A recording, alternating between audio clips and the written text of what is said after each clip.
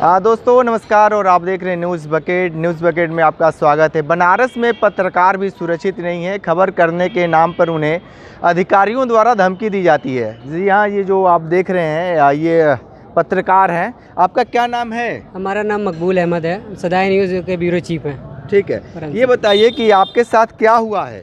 हमारे साथ हम 21 अक्टूबर को गए थे वहाँ पे बिजली विद्युत विभाग में। तो वहाँ पे हमने कुछ लोगों हमको पहचानते थे कि ये पत्रकार हैं, तो कह रहे हैं कि यार हमारी ये समस्या है, इसको उठाइए। तो हम लोगों का बयान लेने लगे कि क्या समस्या है। तो विद्युत विभाग द्वारा 2 HP पर 2023 से जुर्माना लगाकर किसी के 10,000 किसी पर 21,000 ये जुर्माना लगाकर वसूला जा रहा था। तो उसकी मुझे जब रिकॉर्डिंग कर लिए तो वहाँ के अभिशासी अभियंता साहब ने अपने कमरे में बुलाया मुझे और मेरी वीडियो बनाई और कह रहे हैं कि सरकारी प्रॉपर्टी सरकारी दफ्तर में आकर आप ऐसे रिकॉर्डिंग नहीं कर सकते हैं, गैरकानूनी है।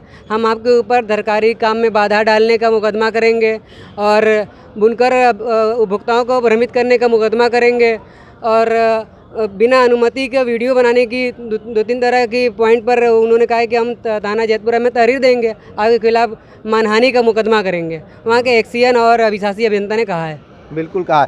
बताइए, जिस तरीके से पत्रकारों के ऊपर यहाँ पे जो यहाँ के शासन है, जो बिजली विभाग के कर्मचारी, वो इस तरीके का रवैया अपना रहे।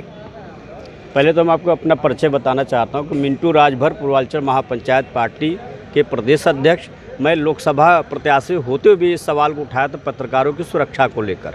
आज हमें दिखाई दे रहा है कि पत्रकार भी सुरक्षित नहीं है, उनके पे जानलेवा हमला कभी भी हो सकता है। और आज प्रमाण भी आपके सामने दिखाई दे रहा है कि अगर हम पीड़ित का उनका खबर नहीं चलाएंगे, उनका न्यूज़ नहीं चलाएंगे, शासन और प्रशासन अपनी आवाज़ को नहीं भेजेंगे तो हमारी समस्याओं का कोई रास्ता नहीं निकलेगा। तो हम ये बताना चाहते हैं कि पूर्वांचल महापंचायत पार्टी बुनकरों, ऐसे छोटे छोटे उद्योग जो चलाने वाले हैं, उनको कंधे से कंधा मिलाकर साथ चलती है। आने वाले दिन में अगर ये ऐसे ही बिजली विभाग का रवैया रहा तो हमें ऐसा लगता कि जितने वाट का उनका कनेक्शन उतना उनका चोरी होता होगा। और शिकायत करने पर पत्रकारों को धमकियां दे रहे हैं और फर्जी तरीके से वीडियो बनवा के हड़का रहे हैं कि अगर आपने इस पर आपने वीडियो वायरल किया तो हम आपको जेल भिजवा देंगे। तो ठीक है, वो जेल भिजवाएं, हम लोग भी उसको देखेंगे कि क्या कराएंगे। इसी नाते हमने जिलाधिकारी महोदय के अवगत कराए हैं इस पत्रक के माध्यम से कैसे कर्मचारियों पर कार्रवाई करें और पत्रकारों की सुरक्षा व्यवस्था की पुख्ता इंतजाम करें। बिल्कुल। ये बताइए कि जिस तरीके से आज के समय में आप लोगों की जो समस्या है लगातार बढ़ती जा रही है, ऐसी कहाँ से दिक्कतें बढ़ रही है कि जो बिजली के अधिकारी हैं आप लोगों के जो बिजली भुगतान में कमी बेशी कर रहे हैं?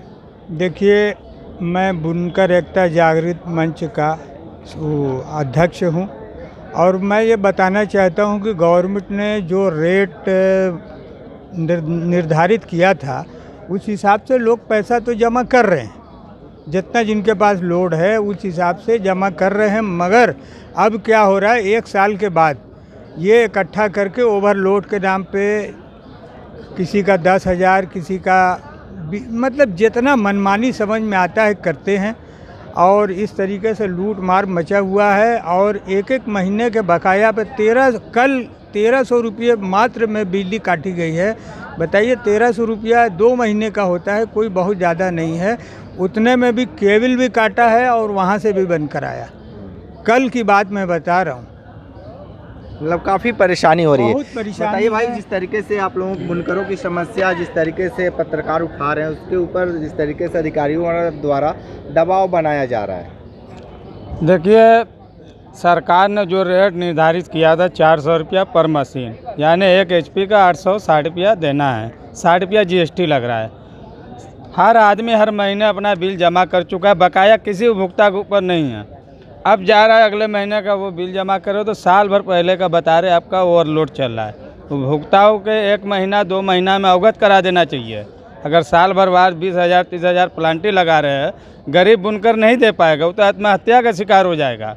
हम लोग बुनकर समाज में जुड़े हम लोग रहते हैं, हम लोग देखते हैं कैसे पैसा महीना इकट्ठा करते हैं, उसका दिल जानता है। उसके परिवार से अगर आप पूछ लेंगे ना तो आपको भी लगेगा कि बुनकर बहुत बेदर्द है।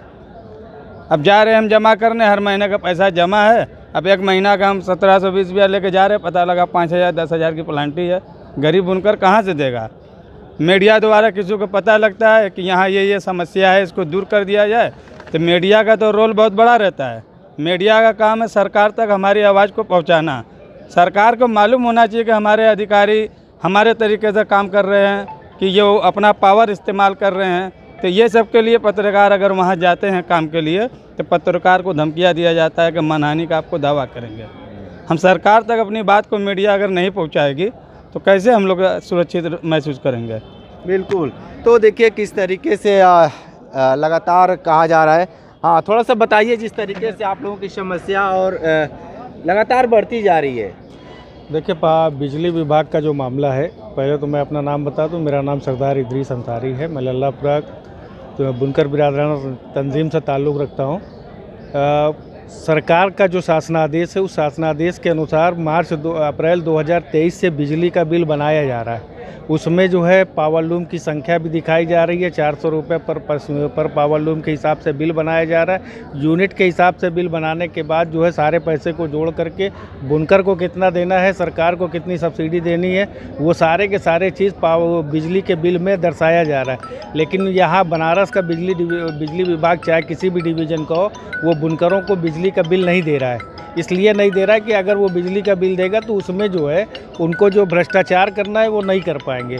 हम आपके माध्यम से ये अपील करते हैं और यहाँ के पूर्वांचल विद्युत वितरण निगम के एमडी से और माननीय जिलाधिकारी महोदय जी वाराणसी से कि आप इसको अपने संज्ञान में लेते हुए तत्काल इस पर कार्रवाई करें और बुनकरों के साथ जो शोषण हो रहा है, पत्रकार जो हमारा साथी है वो जो वहाँ जा कर के जब ज़मीनी स्तर पे बुनकरों की समस्या तो देखिए जिस तरीके से बुनकरों की समस्या अगर कोई पत्रकार उठाता है तो यहाँ के जो आला अधिकारी हैं वो पत्रकार के ऊपर ही दबाव बनाना शुरू कर देते हैं। लेकिन ये जो चीज़ें जो घटना घटी है किसी भी पत्रकार के साथ हो सकता है, लेकिन जिस तरीके से ये हुआ है बेहद निंदनीय है। ग्राउंड जीरो से रिपोर्ट कर रहे थे, तो हमारे साथ बने रहे न्यूज़ बकेट के साथ। हमें दीजिए इजाज़त, नमस्कार। पेश है न्यूज बकेट हिंदी मासिक पत्रिका। पढ़ें इस महीने की पूरी खबर विस्तार से हमारे न्यूज बकेट की मैगजीन में। हमारी ई मैगजीन को मुफ्त में पढ़ने के लिए अभी लॉगिन करें www.newsbucket.in पर। इसके अलावा रोज की ताज़ा खबरों के लिए हमारे YouTube चैनल को तुरंत सब्सक्राइब करें।